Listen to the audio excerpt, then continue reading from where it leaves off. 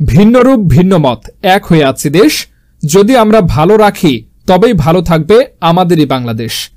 এই স্লোগানের ধারাবাহিকতায় চট্টগ্রামের পটিয়া উপজেলার বারুইকাড়া উচ্চ বিদ্যালয়ের ছাত্রছাত্রীদের মাঝে চট্টগ্রাম বিভাগীয় নীল মানবাধিকার উন্নয়ন সংস্থা আয়োজিত সবুজ আয়নে বাংলাদেশ গড়ার প্রত্যয়ে গাছের চারা বিতরণ ও বৃক্ষরোপণ কর্মসূচি বারুইকাড়া উচ্চ বিদ্যালয়ের ভারপ্রাপ্ত সহকারী প্রধান শিক্ষক অনুপম দাসের সভাপতিত্বে 29 সেপ্টেম্বর রবিবার সকাল 11টায় বারুইকাড়া উচ্চ বিদ্যালয় প্রাঙ্গণে গাছের চারা বিতরণ, বৃক্ষরোপণ ও আলোচনা সভা অনুষ্ঠিত হয়।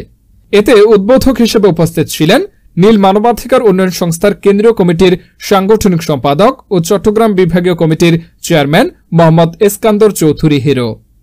এতে প্রধান অতিথি হিসেবে উপস্থিত ছিলেন নীল মানবাধিকার উন্নয়ন সংস্থার কেন্দ্রীয় কমিটির সহসভাপতি রোটারিয়ান অধ্যক্ষ ডাক্তার মোহাম্মদ আনোয়ার হোসেন, নীল মানবাধিকার উন্নয়ন সংস্থার চট্টগ্রাম মহানগরের সাধারণ সম্পাদক সাইফুল্লাহ, নীল মানবাধিকার উন্নয়ন সংস্থা চট্টগ্রাম দক্ষিণ জেলার সভাপতি জহিরুল ইসলাম জিয়া, নীল মানবাধিকার উন্নয়ন সংস্থার চট্টগ্রাম মহানগরের সাংগঠনিক সম্পাদক মিলন কান্তি বড়ুয়া সহ বারুইকাড়া উচ্চ বিদ্যালয়ের শিক্ষক শিক্ষিকাবৃন্দরা।